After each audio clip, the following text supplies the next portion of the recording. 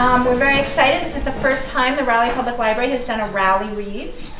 I'm sure you've heard about it. We've been trying to talk it up a lot. The book we've selected is The Orchard, which was written by Adele Kitty Crockett Robertson, who lived in Ipswich. And the book is a memoir about the time that she spent trying to make a go of her family's apple orchard during the Great Depression and the challenges that she faced trying to do that on her own. She was an educated woman. She left a museum job when her father passed to run the apple orchard. So our theme is apples for tonight. I want to mention that we have some other events coming up.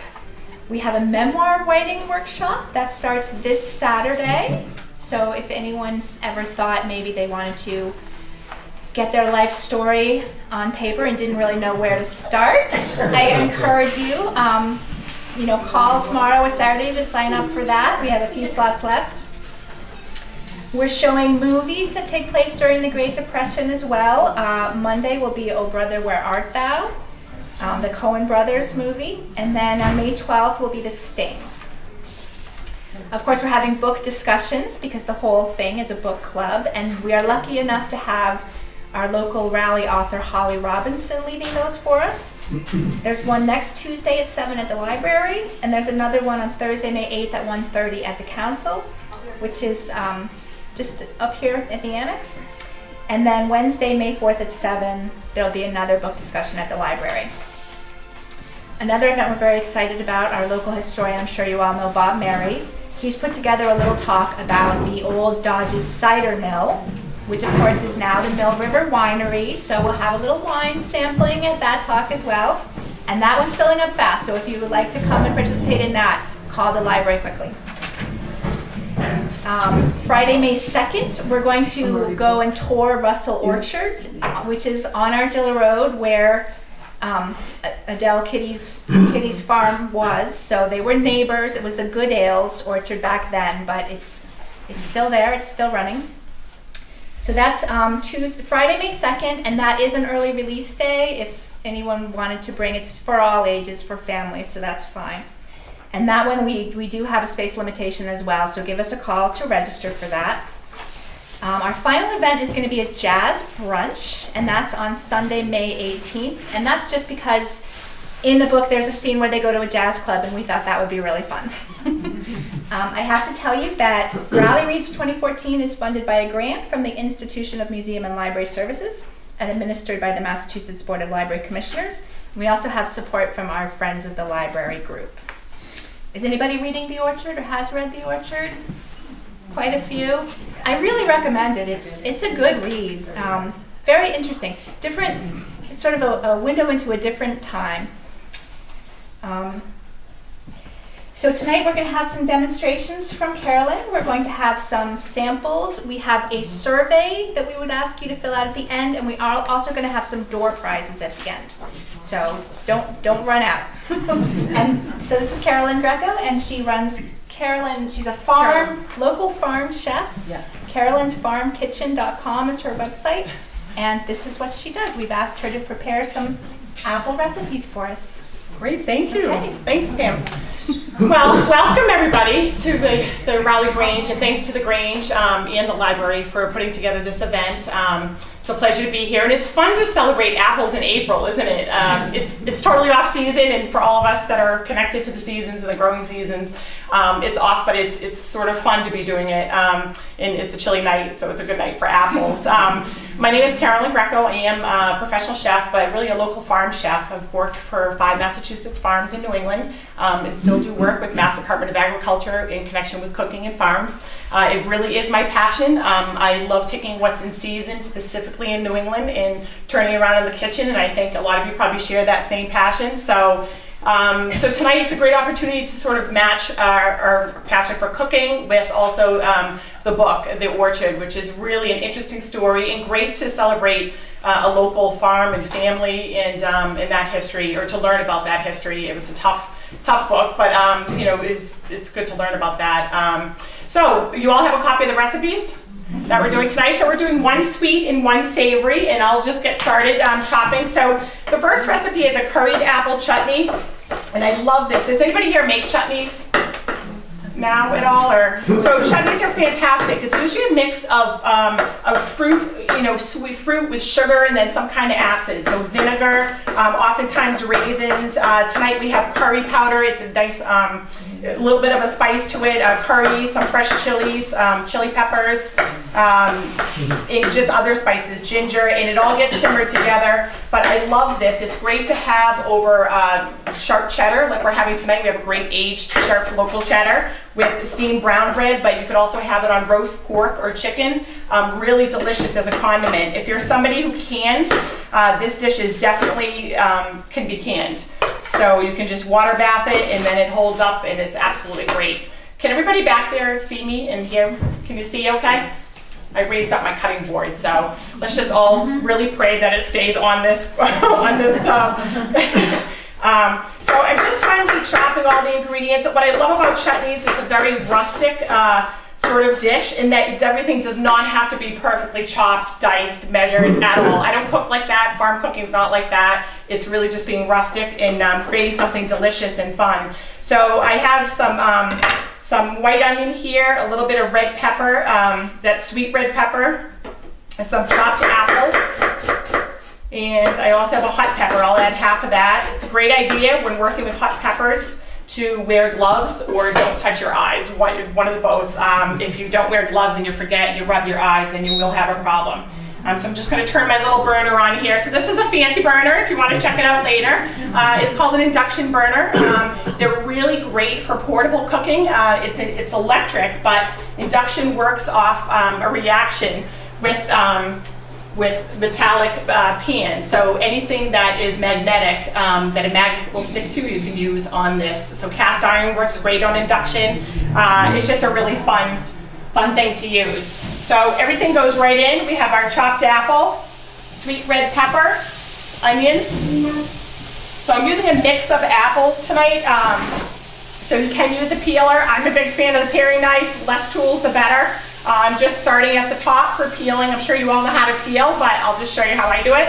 I go right around and use the paring knife. I'm using a mix tonight of Cortland, Max, and Galas. Actually, and I have a couple little pink ladies. If you haven't seen these before, has everybody seen the little pink ladies? Little teeny apples is adorable. So I have some of those in the basket as well. I love heirloom apples, heirloom or historic apples. Some of the older varieties, they're really starting to come back. And Pam mentioned Russell Orchards in Ipswich, where the orchard, was originally Goodale's, was that family, but they have wonderful heirloom apples. Roxbury Russets, Crispins, really, really delicious, and they taste very, very different, all the varieties. So I would definitely recommend in apple season that you go up there and try some. So we have our onion, our sweet red pepper, apples. While I'm finishing this other apple, I'm going to add some brown sugar, raisins, and then our spices. So we have curry powder, ginger, a little bit of salt, and some allspice that goes right in. Again, very, very rustic sort of casual dish in that everything goes in and cooks together. Apple cider vinegar. So you can see this is one of those sweet and sour. And then some whole mustard seed. You'll be able to smell this, so you'll all hit the vinegar in a little bit.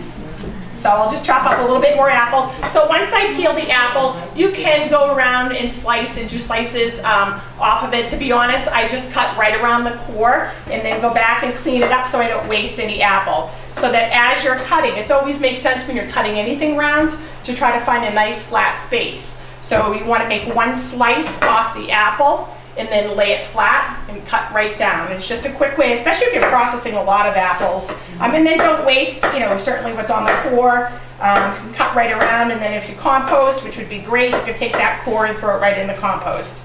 So I'm just going to roughly chop these up. Again, if you do canning and you want to make a lot of this chutney, you can use a food processor and let it do all the work for you. It does not have to be perfectly, perfectly square.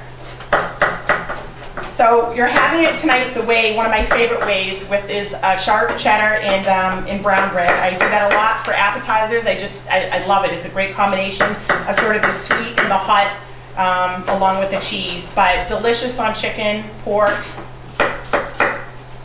Did everybody enjoy the book, for those of you that read it? All right, that goes in. And so then, and I will just cut a little bit, I'll probably just use half of this pepper. I try to use red peppers in this just so it can tie in with the sweet red peppers, but you know, Mother Nature doesn't always grow red peppers, so you have to sort of be willing to use whatever you find, especially this time of year. So to work with the hot pepper, I cut it in half. You just want to remove the seeds. I'm sure you've all heard the seeds hold most of the heat in peppers. So if you don't mind the look of the seeds and the extra heat, by all means, just chop those right up and add those to the chutney. But as a rule, you just want to fillet the pepper in half and just remove the seeds like that. And then finely mince this. So I chop these a little bit finer than I do the sweet red peppers, just because we don't want someone to get a big old mouthful of peppers. Knock on wood, our board's staying. So excited about that. So just going right over the top and cutting these nice and small. And that is as simple as that. So now, can everybody start to smell this a little bit? Yes. In the front, you can't hear. So now we cook this, and normally the way that I have it written in the recipe, you would use a large shallow pot or a saucepan. I guess a saucepan for a single batch. When I make it, I always do multiple batches. So I'm always using a larger saucepan or a shallow pot, but you really want to just cook this down. A single batch will take a good 25 to 30 minutes, and what happens is the raisins start to plump, the apples cook down, and that liquid that you smell just reduces right down to a thick, syrupy consistency. It's absolutely delicious. And what I love too about chutneys is that you can really change it up and make it once, you know, the way it is, and change it up to suit your own taste. So if you like it spicier, if you want more ginger, you can really play around with that. But it's a delicious recipe. Lasts a long time in your refrigerator because it's sugar and vinegar. It would be very similar to you know, jam holds up in your refrigerator, and then certainly something, once it has vinegar in it, even extends the life a little bit longer. Am I choking you out with the vinegar? Okay, I just want to make sure. So we're just going to let that cook for 1 minute while I clean up for a second, and then I'll show you what that final product looks like. We'll add that to our little compost here. Does everybody here garden or vegetable garden? Some of you? Do you? Community garden? Yeah, we have a community garden. Oh, good. How many plots is it by plots? Yeah, but I don't know how many. There's 44. 44. That's a good. I have number 42. Oh, she has number 42. So that's, you could come in and say that and everyone. So that's Pam. She's saying she is plot number 42. So she must have just, is there a waiting list usually for that, or? No, I believe there's some open plots if you're interested. I think people have until a certain amount of time to say whether they're going to come back to their plot, and I think that time has passed. So give George Pasanka a call, or Barry Moore are on the Agricultural Commission if you're interested. Great, great. So this is cooking. I want to try to show you. You can see initially in the cooking, you get a good look at this. You can see initially in the cooking that it's very light in color, so that yellow that you're seeing is the curry and the ginger and all of the spices and the mustard seed. So, but that's the color when it starts, and obviously I have a whole bunch of liquid here on the bottom. It's the cider vinegar, but also the juice from the apples and the sugar. That's how it starts. And then when it's finished, it actually looks, I'm gonna just show you this rich, dark, syrupy. Look how that just cooks right down. The apples cook down. I would also recommend using a variety of apples, not only for flavor, but consistency. We all know that some apples cook and they mush right down, and others stay nice and firm, and there's tart and sweet, and I love that, especially for the chutney. Really mix it up. Use whatever the orchard has, whatever's in season, but you can see it's just this nice, syrupy, thick mixture. It's not so spicy. You'll see it's not super spicy. It's more the twang from the vinegar and the flavor from the spices and the sugar. And so when I put it together, I just put it all out, and I'm going to try to just show you this on a nice little cutting board with some fresh apples and a nice aged local cheddar in our steamed brown bread. And that's our curried apple chutney. So I think the ladies will begin passing out samples on that. Any questions on that?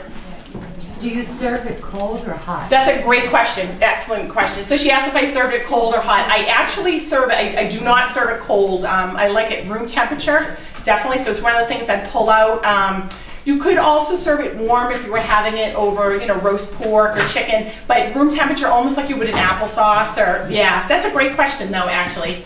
I just feel like anything cold, you know, when foods are cold, they have less flavor than, you know, when they're at room temperature or a little bit warmer. So, so you have a nice healthy little sample there of that. Yes? If you were going to put a roast pork in the oven, could you put this on top of the roast pork and just cook it on top? I think to be honest, I think I'd have it on the side, and just because there are the sugar, the raisins, I'd be afraid that it might burn a little bit and you wouldn't be able to control it.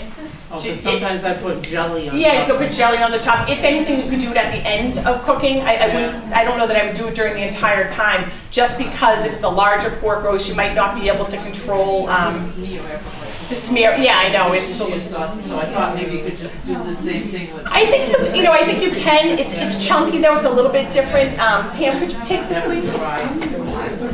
The bottom's a little bit more. Thank you. It's a little bit, chunkier than a jam, so I might just worry about things scorching in the oven a little bit. How is it? Good.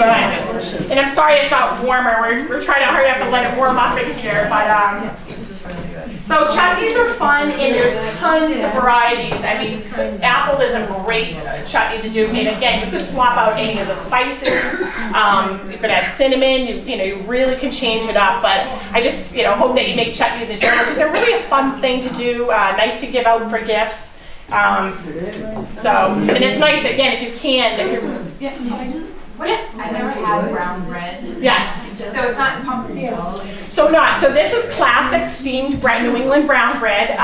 So it's very easy to make. You can also buy it. B&M is the traditional. Let's face it, the B&M steamed brown bread. But brown bread, what it is to make on your own is very simple. It's a steamed bread. So it's steamed on the top of the stove in a mold or a coffee can. It could be a coffee can or an actual pudding mold.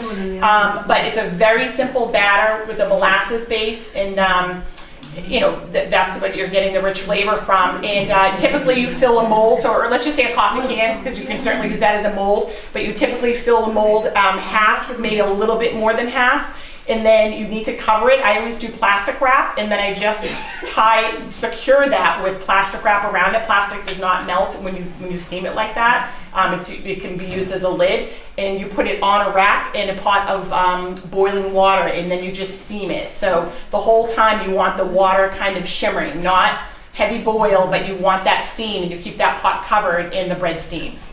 So it steams right on the stove. It's fun as opposed to baking. So do you make brown bread? Were you saying that? Yeah. Is that how you make it? I steam it in the oven. Oh, you steam it in the oven in a water bath? In a water bath. And oh, neat. 5 coffee cans. Neat. I make it for one of the churches at the Topsail Fair. Oh, great. Yeah, it's delicious. It is delicious. I love brown bread. Isn't brown bread great? It's like one of those New England foods. I don't think, yeah. But so we call it, it's brown bread. But I could say you think it's like a pumpernickel or a dark bread, but it's the sweet base. It's the fact really that it's not a baked bread as much as a steamed bread. Even if it's done in the oven, it's steamed. It's the method of steaming. So isn't it good? Mm-hmm. And they also said, well, if you buy brown bread, the B&M, we'll just say, because they have a market on it, but if you buy it versus making it, they also sell it with raisins as well. So plain and with raisins, but there's raisins in the chutney, so I just opted to go straight up on that. Any other questions about that? Okay, well good. While everybody's enjoying, isn't that cheddar delicious, by the way? Yeah. It's a really good aged, all about like extra sharp, really good cheddar. So our next dish is a caramel apple bread pudding. And I love this. I love making bread puddings. Again, they're very rustic, humble dishes that you can use leftover bread, bread maybe that's not ideal, that's a little bit stale, or bread that you have in your freezer. And it's just a really good way to use up leftover bread. I also love it, being a farm chef, that you can do it any season. So it's a great thing to do in blueberry season, in peach season, apples. You can just go right through and change up the spices, change up what you add to it, whether you add raisins or nuts. It's just one of those very flexible recipes. So this caramel apple bread pudding, you could take this base recipe and use it with wild blueberries or cultivated blueberries that you pick. locally. So you could just use the same recipe and then just change it up to suit your own taste with spices. So, so the first thing we're doing, just have a little bit of butter that I'm going to melt. How is that? Good? Delicious. Oh, good. So we'll start just by melting a little bit of butter, and then I also heat the milk, just warm the milk a little bit. It just helps the whole process get started a little bit quicker. If you use cold, can you use cold milk to make bread pudding? Absolutely. It'll just take that much longer for the bread to absorb and also for the bread pudding to bake. So I warm the milk. I melt the butter, and then when the butter is halfway melted, which it almost is, then I'll add the milk and let that warm. And then separately, we want to take our mixture of a couple of eggs. Does anybody here compost? I have a little dish going for you. And you're all local? Everyone's local to Raleigh? Pretty much? More or less? Raleigheites.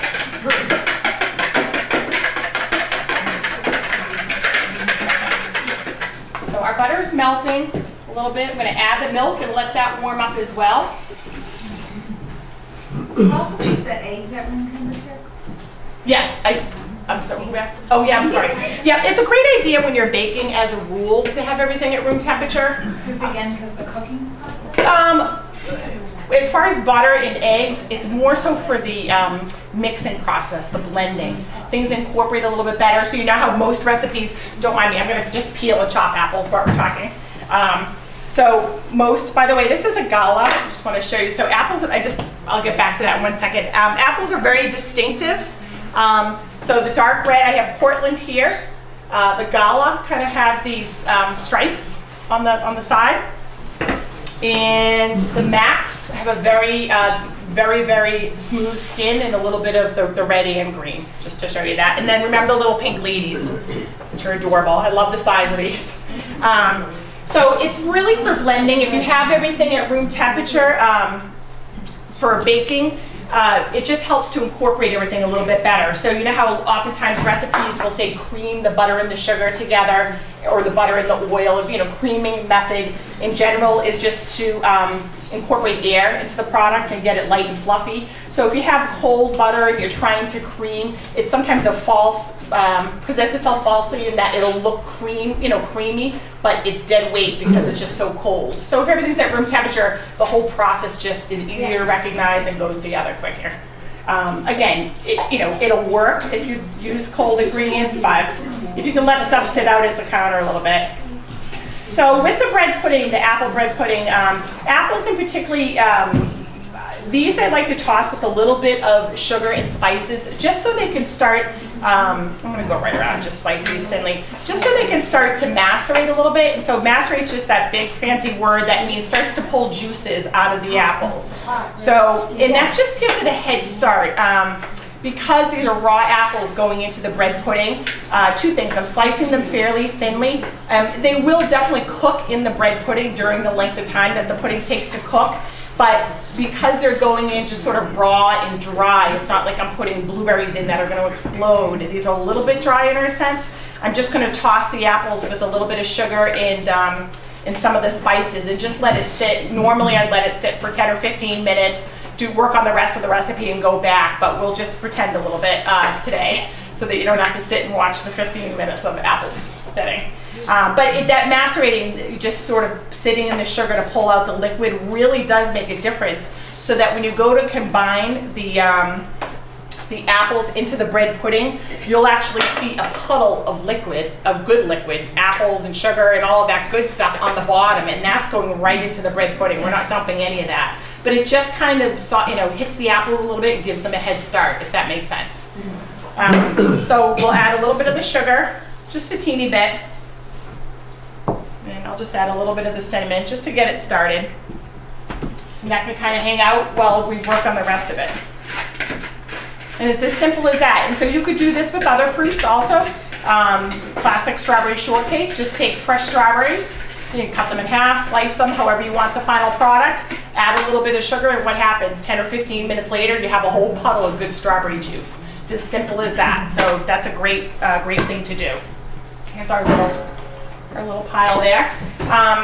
So while our apples are sitting in the sugar and our butter and milk are heating, just going to whisk together a couple of eggs. I do find that with bread pudding, so similar to what we were just talking about, the creaming method on doing cakes, you know, tea breads, coffee cakes, things like that. Bread pudding, it gets a lot of its oomph, its puff, its height from incorporating air. So when you whisk the eggs for bread pudding, really whisk them well.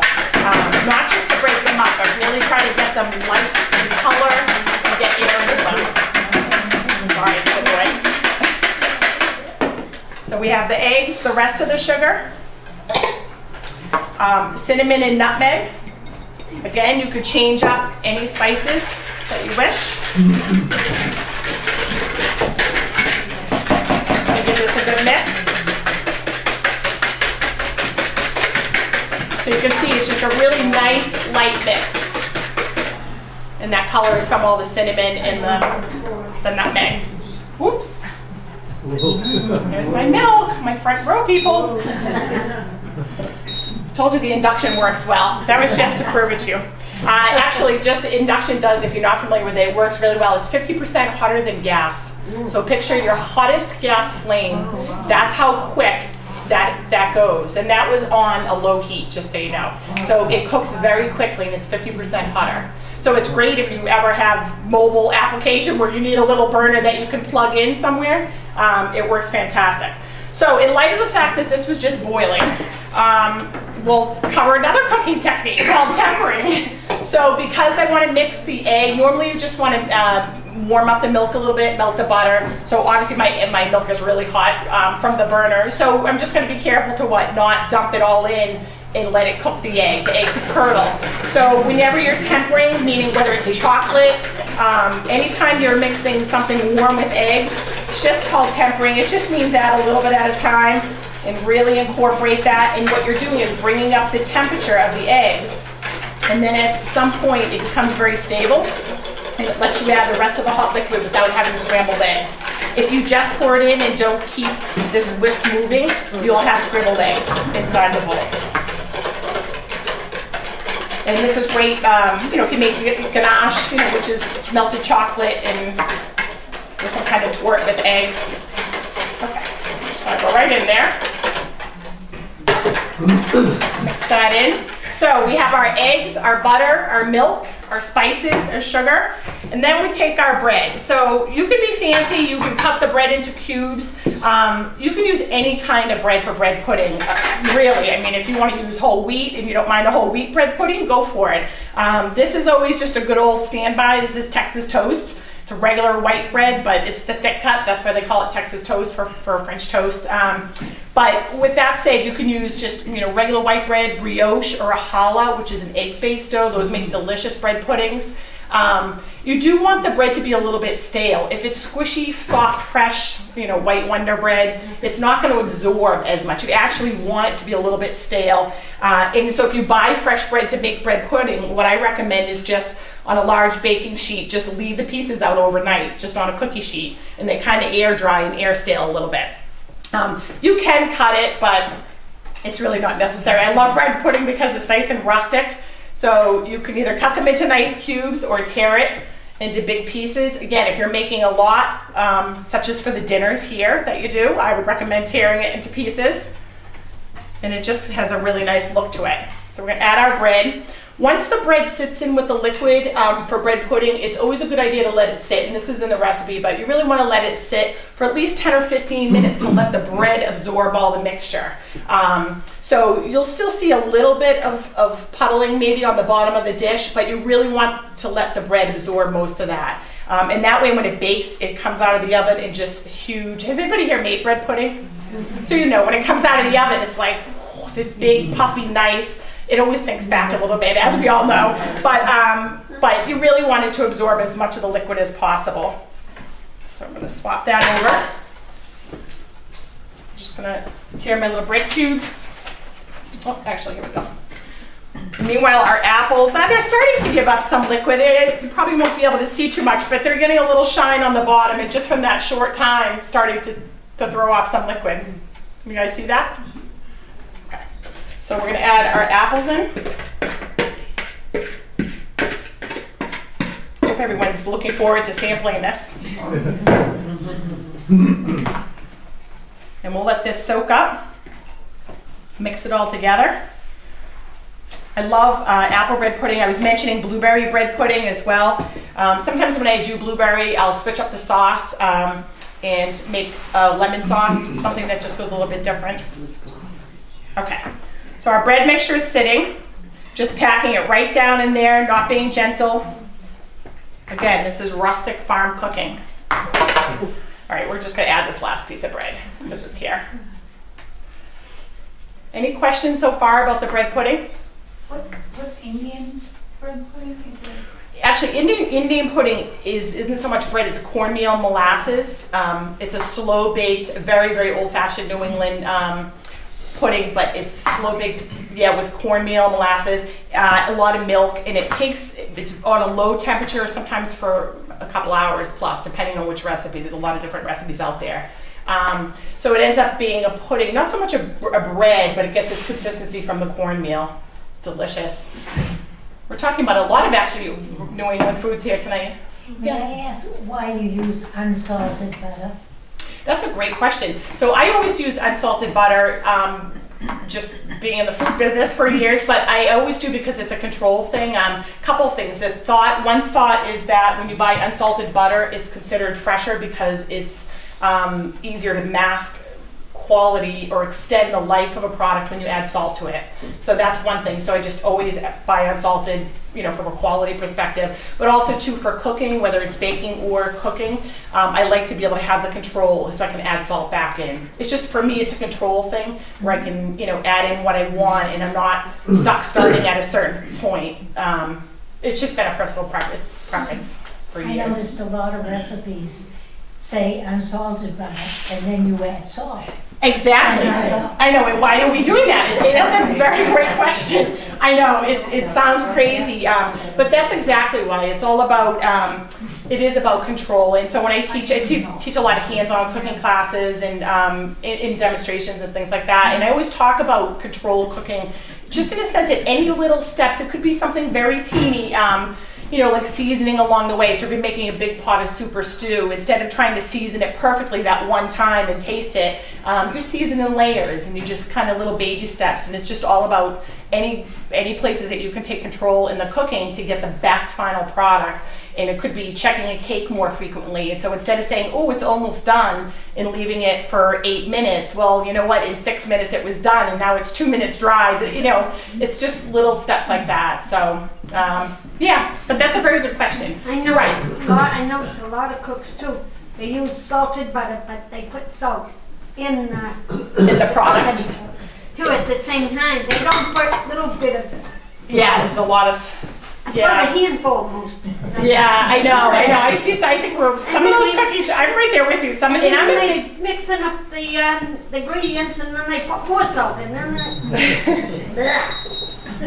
I know. No, you're right. And salt is, don't get me wrong, like I'm a big fan of seasoning, especially when you take, you know, I'm sure I cook like all of you. I actually am a few ingredients, you know, 5 ingredients or 6 ingredients or less sort of person. That's how I cook personally. That's what I love to teach. Just taking quality seasonal ingredients and using them creatively. So with that, you do need seasoning. You know, you need the salt, you need the pepper, but it always has to just be controlled so that you're not looking for a salty butternut squash soup, but you're looking for a seasoned butternut squash. So I always use unsalted and just add it back in where you want it. So while our bread pudding's sitting, before we put it in the pan, we're gonna make the caramel sauce. This is the best part, let's face it. If I could just eat the caramel sauce, I would. But, you know, so the caramel sauce is delicious. It's butter, it's the unsalted butter, light brown sugar, and I know I'm not getting this out of this dish. A little bit of heavy cream, which you can't go wrong with on that. And corn syrup, and that's all in here. I just have it kind of measured. So I have light corn syrup, heavy cream, butter and brown sugar. And you're just heating this mixture just until the sugar dissolves. I bring it just to a simmer pretty much, and then it's done and shut it off.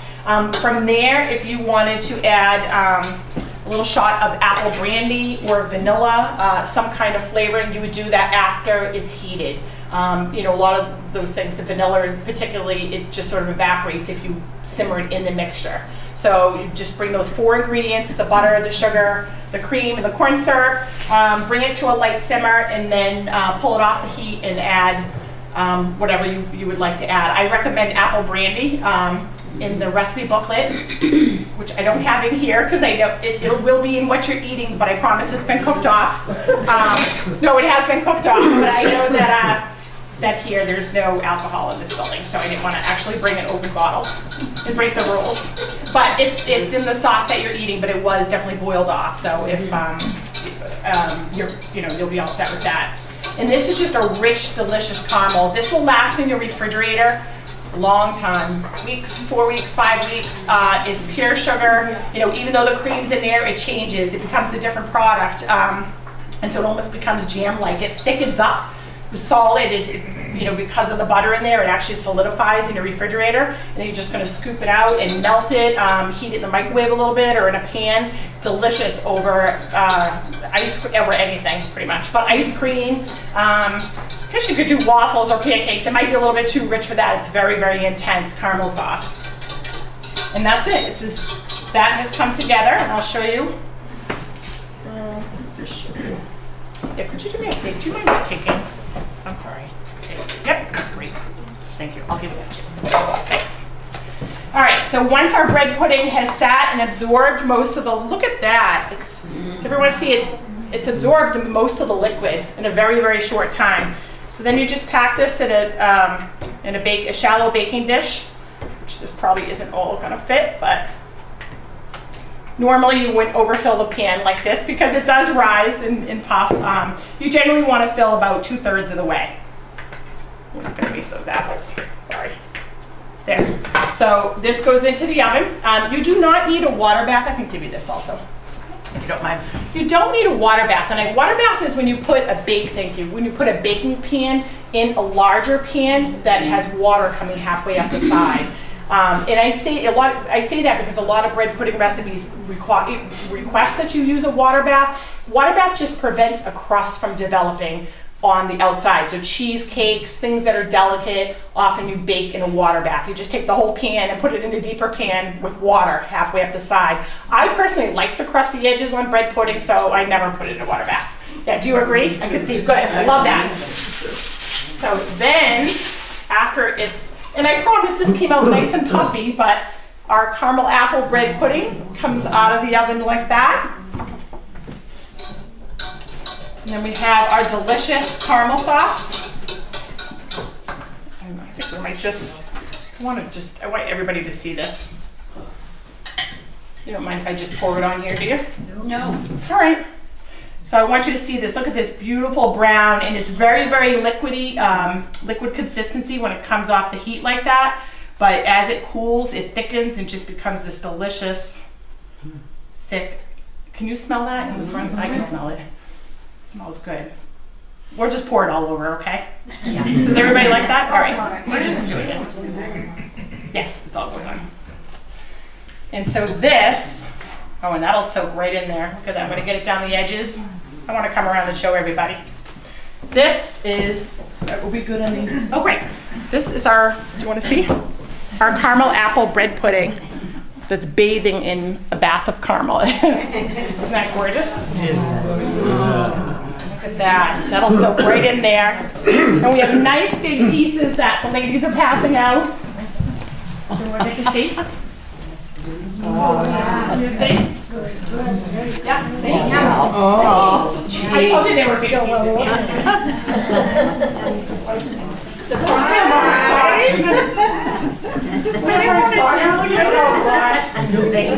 They tell you? Yeah. Did you take the calories up? Yes. Oh my gosh, but everybody's up. I'm glad you didn't tell me. It was a nice surprise. Welcome. This is the caramel apple right away. You see all the way back here?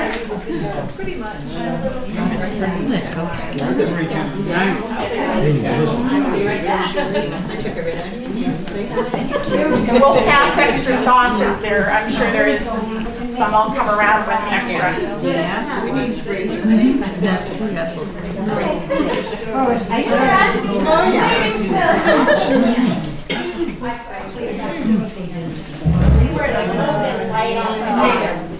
How is it? Oh, thank you. Well, wait, don't eat it all because she's bringing more sauce if you want. Oh, good. I'm glad. Any questions about anything or?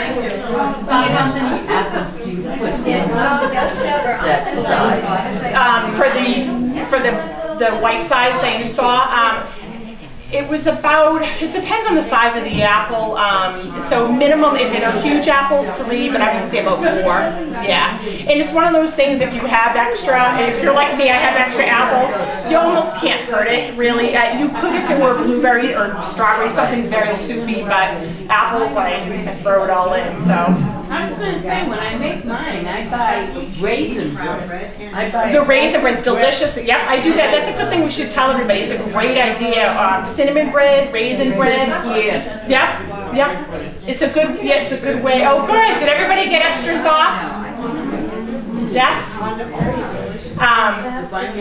And we definitely have seconds, that's for sure. That's a good thing to mention. So I was saying any kind of bread, but you could use raisin bread, cinnamon bread that you see at the market. Oftentimes people will use leftover croissants. That makes a great bread pudding as well. Sometimes people will use other sweets like muffins and things like that. I personally like, again, it's about control. I like using a less flavorful or less distinctive bread, just kind of neutral, because then I can add sugar. I can add what I want. So I find sometimes if I use, try to use up like leftover croissants that are too sweet or muffins or something. A lot of people do make bread pudding out of those things, but it's hard to control the sugar. So this is just good old white bread that you're having, and it's amazing. So, well, good. I hope you're enjoying it.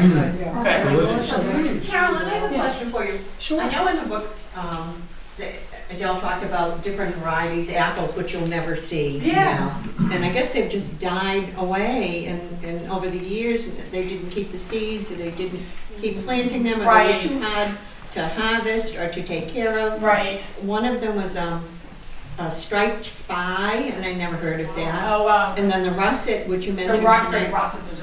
Roxbury russet. And I forgot what the other one was. What did I tell you was in the book? The greenies. Those are, I almost think they're Rhode Island. They were the original Rhode Island. Yeah, I think it's a Rhode Island greenie. So I think you can get those now. Roxbury russet, I think you can get. Roxbury russet you can definitely get at Russell Orchards, yeah. And Roxbury russets the outside looks almost like the color of a brown lunch bag. It has that very, that light brown, but they're delicious. They're super tart or crisp. Really just a different flavor. I know it's a lot of those old-fashioned apples or historic apples that the seeds either weren't saved or they're not cultivated. They're coming back, but they weren't cultivated as much mainstream because of either higher loss. So it's kind of the same thing like heirloom tomatoes versus just mainstream tomatoes. Either people don't know what they are or how to use them, or there's a much higher. It wasn't cost effective. Exactly. It's not as profitable for farms, but a lot of that's coming back. Matter of fact, Smolak Farms in North Andover, he has an entire historic heirloom apple orchard. One whole separate orchard is just heirloom apples, and a really old-fashioned varieties. And so I can't wait to see. Every year I learn about new varieties of apples. He has some. He was telling me one that is a red flesh inside. You actually cut into it, it's a red flesh apple. Yeah, so there's some really exciting varieties out there. Russell Orchards is great for having some of the the older varieties, the heirloom varieties that are now back, and the Pink Ladies, the Crispins, the Roxbury Russets. So the thing is, when it's in season, just go out and stop at the farms. I'm sure you all support your local farms anyway, but really just experiment. And I always buy what I'm not familiar with, to learn about it, taste it, see it, have fun with it. It just makes it exciting anyway. So, yeah. Any other questions on anything, or? That was delicious. Yeah, excellent. Good. Well, thank you. So you have the recipes. Hopefully you'll have fun using them and enjoy them. And thank you again to the Raleigh Public Library for hosting this, inviting me to participate. And thanks to the local Grange. This is a really special place to be, and I can appreciate what you do here in your history here too. So it's my pleasure to be here. So thank you. Thank you. Thanks.